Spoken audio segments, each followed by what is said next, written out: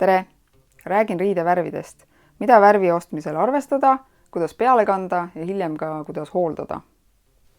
Täna räägin riidevärvidest, mis on purgis ja mida saab enamasti peale kanda pintsli või svammiga. Kõigepealt soovitan varuda aega. Riidevärvidega värvimine ei ole selline kiire protsess, selles mõttes minimaalselt 2 päeva, aga tegelikult hea on võtta nädal aega riidevärvidega värvimiseks, eriti kui on soov väga hea tulemus saada ja mis kestaks pikalt. Parima tulemuse saamiseks soovitatakse poest ostetud uued riided üldse eelnevalt ära pesta.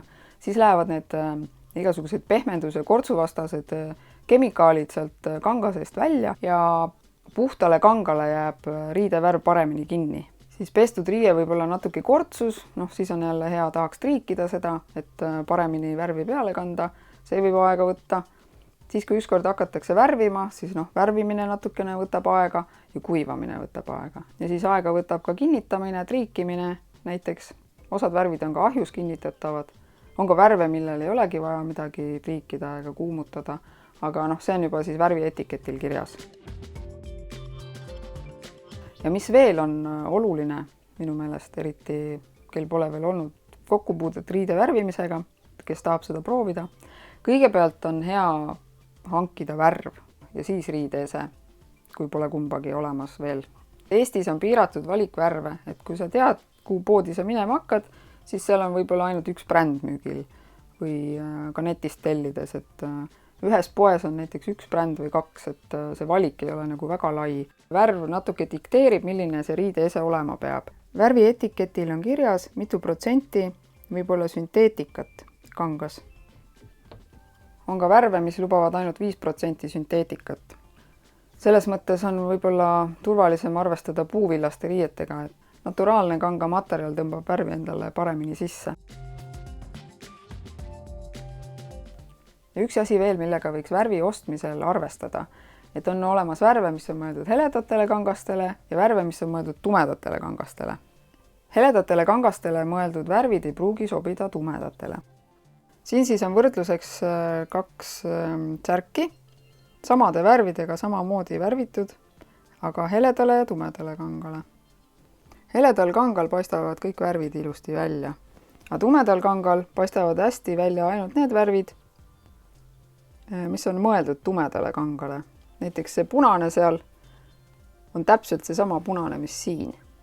See punane heledale kangale mõeldud värv ei paista tumeda peal välja samamoodi. Samas see kollane on mõeldud katma ka tumedat kangast ja katab nii heledat kui tumedat. Seda, kas värv katab heledat või tumedat kangast, seda märgivad erinevad brändid erinevalt.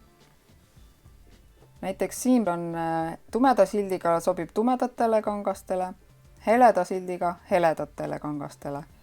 Marabuu puhul, marabuu tekstil katab hästi heledaid kangaid, kui tumedatel väga näha ei pruugi jääda. Kuid tekstil pluss on kattevärv ja see katab nii heledaid kui tumedaid. Pebeol on heledatele light fabrics kirjas, tumedaid katab opaque märgistusega. See on kattevärv. Sobib nii heledatele kui tumedatele. Ja siit nendelt brändidelt on need kattevärvid. Kui tekib mõte, et miks siis kõik värvid ei võiks olla sellised, mis katavad nii heledaid kui tumedaid, siis siin on tekstuuri erinevus. Tumedaid kangaid katvad värvid ehk kattevärvid jäävad näpu all tunda, nagu oleks akrüülidega värvitud. Küll aga heledatele kangastele mõeldud värvid imenduvad täiesti kanga sisse, näpu all neid tunda ei ole. Ja enne kui hakata riidevärvidega värvima, siis on hea tööpind kaitsta näiteks ajalehepaberitega.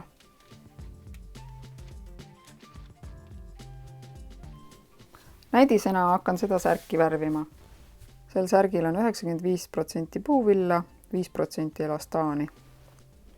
Ja veel tähtis asi on näiteks riidest koti, padjapüüri või särgi või kleidi 2 kihi vahele sisse panna mingisugune kaitsev kiht, näiteks paber või papp või ma ei tea, midagi sellist.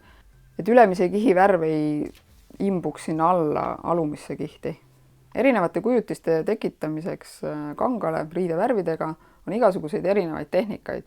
Mina teen praegu midagi väga lihtsalt. Ma kasutan teipi, tavalist pesusvammi ja pintslit.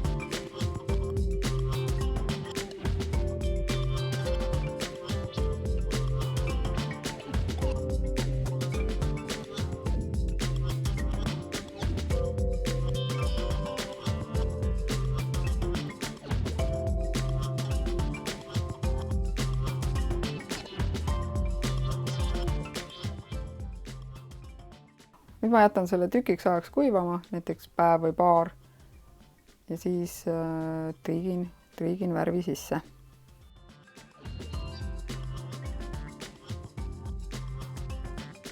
Särk on kuivanud, alustan triikimisega. Triigin lubatud kuumusega ilma auruta. Õhuke puuvillariie tuleb panna siis otse pildi peale. Triikida tuleb sellise kuumusega, nagu särgi etiketil on lubatud, ja 30 × 30 cm ala, vähemalt 3 minutit ühelt poolt, 3 minutit teiselt poolt. See on jälle värvipurgil kirjas, mitu minutit täpselt triikida tuleb.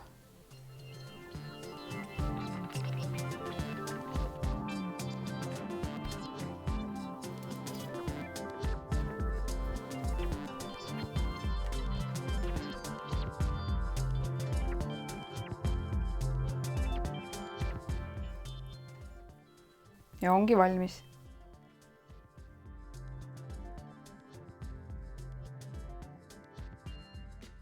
Selline mänguline värvi pealekandmine on lihtne ja sellega saaks igaüks hakkama.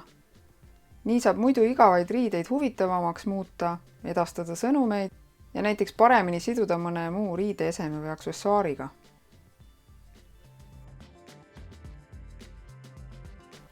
Riidevärvidega värvitud esemed püsivad kauem, kestavad kauem, kui neid õrnalt pesta. Näiteks õrnapesu režiimil pesumasinas 30 kraadi, vähe pöördeid, näiteks mina pesen 30 kraadiga, 600 pööret ja kuivatan pesurestil.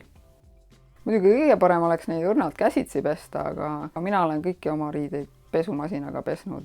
Olen ka kuulnud, et vedela pesuainega püsivad värvid paremini. See võrdlus mul puudub, sest ma pesengi vedela pesuainega.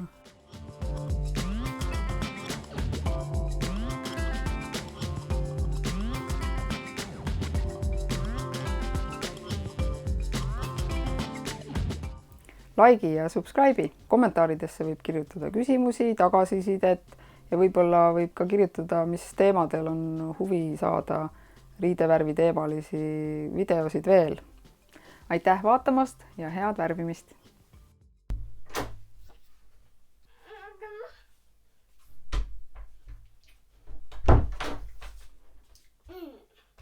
Mis sina meed? Ma teen oma riidevärvi videot.